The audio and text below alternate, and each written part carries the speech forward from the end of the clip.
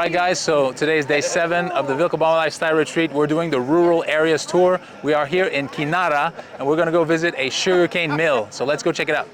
Well, let's go check it out. Think of sugarcane.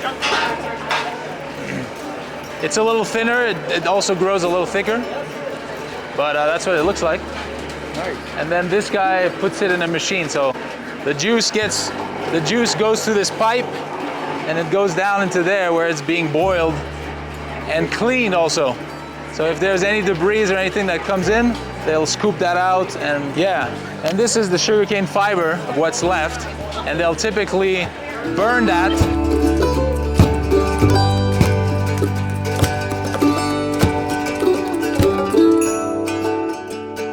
So as you can see, the sugarcane is being put through this juicer. The juice is extracted, goes down in a pipe, and then gets boiled and purified down below. So let's go down there.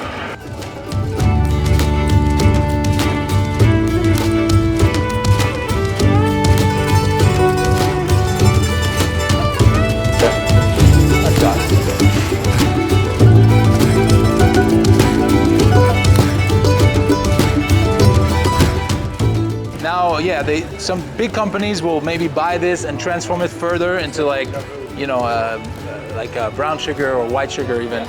But yeah, no, people just eat it like that. You mix it with water and make it into a syrup, and you can add to your food.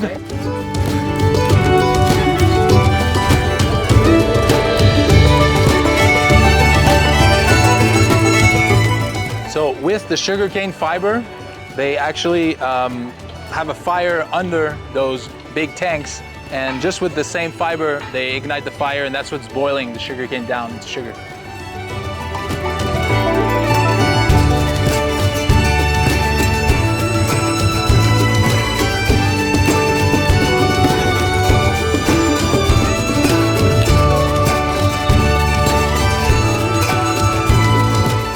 So it's still hot, yeah, and it crystallizes. That's how most Ecuadorians eat their sugar. So it's not white sugar or, you know, this type of stuff. It's the more raw sort of cane sugar. No, it's just, this is just sugar. It's sugarcane juice that's been boiled, and they remove the impurities, you know. There's a spoon here. It's clean too. You guys want to share? I'm just a hand person. I hear you used to cook professionally, so you get it. Yeah. Fingers and hands. Sure. Finger and hand person. Yeah. I could. Anyone wants more? We'll stick our finger in it. Sorry. Sure. Everybody's gonna be fighting over the. It really is good. Anyone try more? I could drink this whole thing, but I wouldn't. Yeah. We're gonna go. So this is nice, and so. This cost me $2. Oh my God.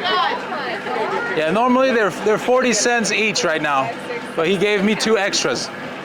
But this is the final product. So that's kind of the typical way most Ecuadorians in the countryside consume sugar. It's in this form. They cut it into little chunks. You can also add it with water and just make it into a syrup, kind of make it back into the syrup there. Add it to your pancakes, or, you know, put it in your whatever. But yeah, that's the panela. Well, it's normally 40 cents per brick right now. Yeah, 40 cents a pound, yeah, basically. Yeah. One typical dessert from here, from the countryside, is quesillo, which is like a very soft cheese, and then they put sugar syrup on top, so it kind of melts with the cheese, and people eat that as a dessert here. Very common.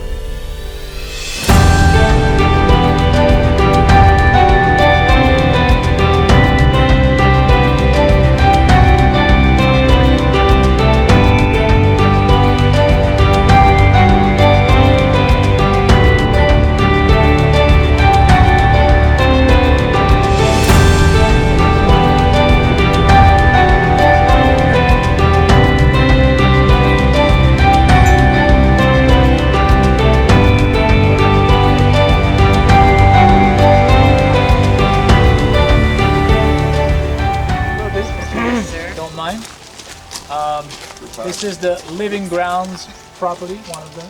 Well, yeah, this is home site. Home site. This is home site. Everyone, this is Leisha. Leisha is a soil expert, permaculturist, live blood analyst, naturopath, etc. And she'll give us a tour of her beautiful property. She has the Living Grounds project, like I told you guys about, where they build soil and assess properties and do some wonderful things that are very valuable for the valley. So, Leisha, thank you for having us. Hi, welcome everybody. Hi. So just quickly, where's everybody from? Just so I West Virginia. West Virginia. Buffalo, New York. You know where I'm from. Southern Georgia in the USA. Buffalo, New York. Nova Scotia, Canada. Nova Scotia, Canada. Cool. Yeah. I'm Canadian. Well, I'm actually British, but I'm Okay. You're, Oh, I'm also Canadian. Sorry. yeah. And then you back. Oh, welcome. Lift your glasses. These are trusty drivers. Okay, so actually, thank you, Carl, for the introduction. And in the last, I'd say, year or so, everything that I thought I was doing has been morphing. More because I felt a real need from my heart to help people get out, so to speak. Stop relying on the systems. The systems are crumbling. The systems, in my opinion, is a prison, has people in fear, whether it's medical, financial, the food systems. And I think we've had a disconnect in my generation and the generation behind me. I'm about 55-ish, and we have forgotten. We have forgotten how to grow our own foods, grow our own medicines, how to take care of ourselves. I mean, I have solar here, we have our own fresh water, and it's not easy. It's not easy when you're self-reliant and self-sufficient. A lot of people think it's romantic. It's a lot of hard work. Now, you guys out at Finca Sagrada? No, we didn't go. You didn't go out there. When I saw, that's where I'm going. So I did actually get to live outdoors for 4 years, consciously with barely any money. I lived in a tree house and I started growing. That's when I first got here 12 years ago. It was more of a midlife crisis, but I learned a lot. I'm also Canadian, and I've always grown my own food. And when you're Canadian and you grow your own food, you learn how to preserve, you learn how to harvest, you learn how to make it last all winter. And I'm a herbalist, I'm a naturopath, I do live blood, and I recently, about a year ago, got my consultancy with Dr. Elaine Ingham. And when I went through her course, so you guys are familiar with the Soil Food Web? Yeah. Yeah, with Dr. Elaine. When I went through her course and started studying it, I had a huge aha.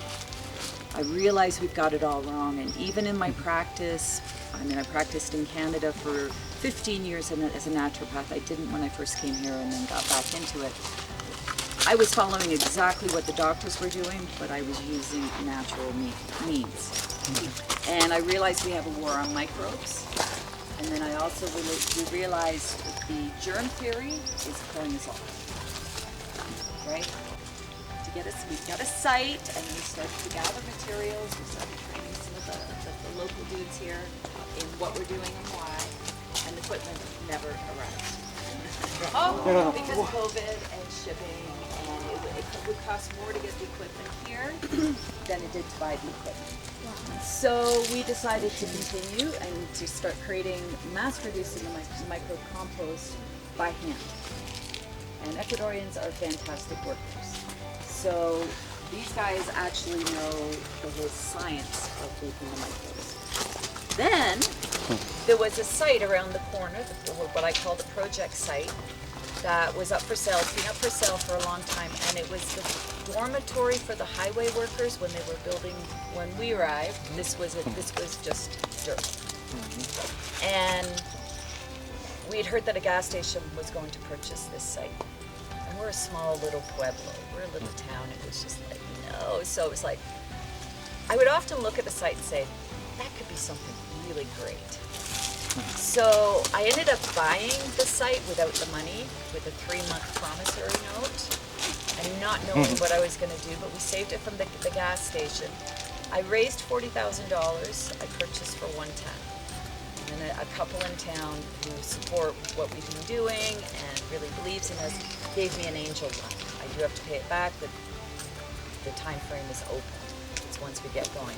So I purchased a site and went, oh shit, what now? Because, so everything's been morphing. Originally we were just going to be about an education center for the soil microbes and for permaculture and for helping people grow their own foods and transforming lands.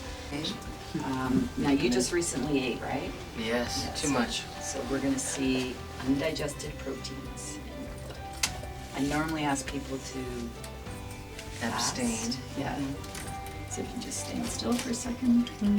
Bleeding a little bit. She wants it to bleed Good a little thing. bit. Alright.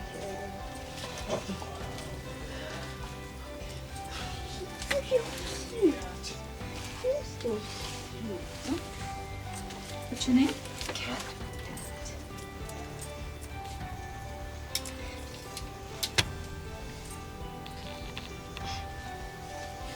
Hopefully your blood won't have performance anxiety now that it's in front of all these people. Actually, I've never really had that problem. Yeah. The way that it landed, you actually graded really well. The way that the blood falls onto the slide. Oh my. So you have How a exciting. high grade there. Very nice. Very nice. Yes. So She's going to live another 40 years? Is that what you're saying? more than that. More than that. Okay. More than I'm ready for. Okay. Okay, so I'll just go through okay, so what I also do too is I do not take clients and then tell them what we're looking at Right. and give them instructions when they're here. Because everybody is so unique and there's a lot of markers that correspond to each other and there's a lot of markers that I have to study later on. And labeled and everything here has the micro compost in it. And again, this is a teaching site, so when people come, we can actually go through and share what we're growing, why we're growing different plants together or apart, or even just teaching people how to grow them.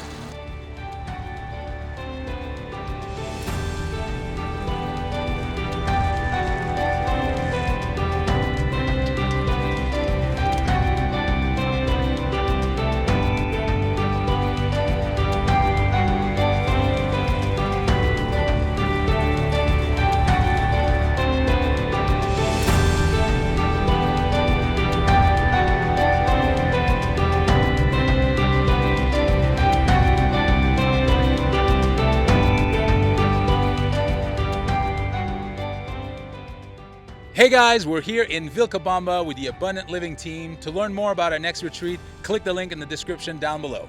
From our family to yours, welcome to Vilcabamba. Hey guys, thanks for watching. Subscribe to our channel here. For real estate videos, click here. For content you're gonna absolutely love, right here. And to find out how these crazy guys got to Ecuador, click right here.